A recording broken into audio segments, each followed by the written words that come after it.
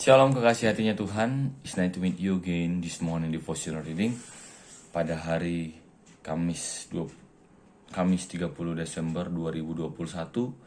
Saya akan bagikan firman Tuhan yang berjudul lebih berharga daripada emas. Diambil dari Amsal pasal 3 ayat yang ke-13 sampai 18.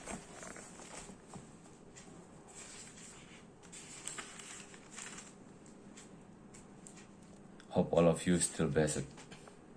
Amsal 3 ayat 13 sampai 18, beginilah firman Tuhan.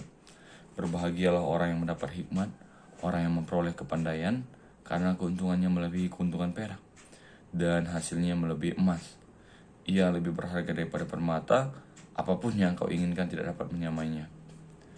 Umur panjang ada di tangan kanannya, di tangan kirinya kekayaan dan kehormatan. Jalannya adalah jalan penuh bahagia, segala jalannya sejahtera semata-mata. Ia menjadi pohon kehidupan bagi orang yang memegangnya. Siapa yang berpegang padanya akan disebut berbahagia. Renungan hari ini dimulai dari kisah Edward Jackson yang berangkat ke California pada masa demam emas besar di Amerika Serikat. Pada tahun 1849, tepatnya pada tanggal 20 Mei. Hal itu terungkap ketika orang membaca catatan hariannya pada tanggal tersebut yang berisi keluhan atas perjalanannya yang berat di atas pedati.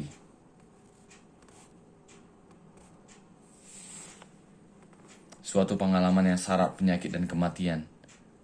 Jadi ini pengalaman yang sangat berat bagi beliau, teman-teman. Karena sampai tertulis di sini bahwa dia menulis di buku hariannya, "Oh, jangan tinggalkan tulang-tulangku di sini." Tulisnya, "Jika mungkin makamkanlah tulang-tulangku di kampung halamanku." Pencari emas lain John Walker menulis, "Ini pertaruhan terbesar yang dapat ditempuh manusia. Saya tidak menganjurkan siapapun untuk ikut." Berarti ini sangat berat, teman-teman.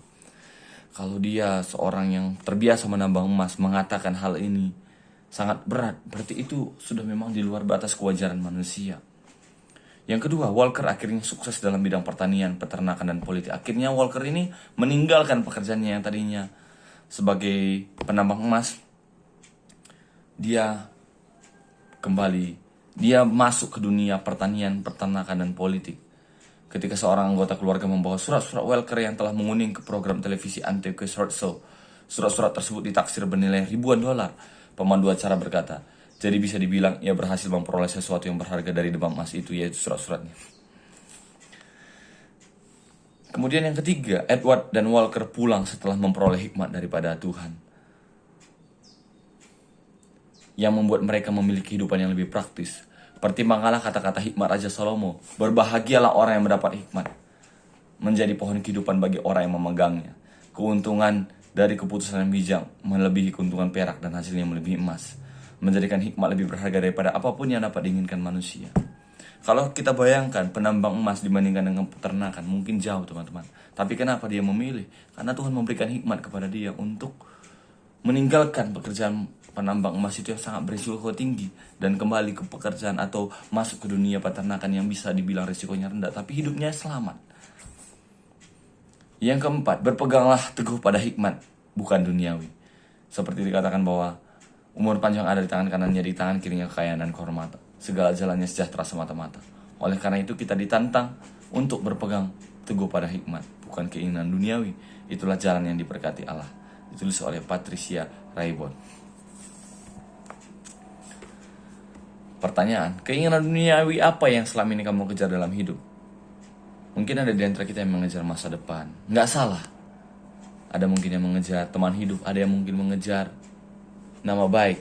Tapi jangan sampai karena mengejar dunia itu kita melupakan hikmat Tuhan. Kita sampai buta gitu, kita sampai lupa untuk berdoa, kita sampai lupa membaca firman. Jangan sampai. Sediakan waktu tetap bersama dengan Tuhan. Sebaliknya, kemanakah jalan hikmat dapat membawa kamu? Tentu saja kepada keamanan, ketenangan, dan kesuksesan. Contohnya beberapa bulan yang lalu saya mengikuti kegiatan PIMNAS. Saya mendapatkan pengalaman yang luar biasa, mendapatkan materi, mendapatkan pengalaman yang tidak bisa saya lupakan gitu, teman-teman. Itu semuanya saya dapatkan karena saya berhikmat gitu untuk mendaftarkan diri dalam kepanitiaan tersebut. Dan puji Tuhan saya lolos dan saya menjadi operator. Bapa surgawi, ketika aku dibutakan oleh keinginan duniawi, buatlah aku mengambil keputusan yang lebih bijak, yang berjalan di jalan hikmat dan kembali ke damai-Mu yang terindah. Segala pujian, segala kemuliaan hanya bagi-Mu Tuhan. Biarlah Tuhan, hidup kami bisa menjadi berkat dan terus mengandalkan hikmat-Mu Tuhan, bukan mengandalkan pikiran kami. Terpujilah nama-Mu, haleluya, amin. Terus berkati, God bless you.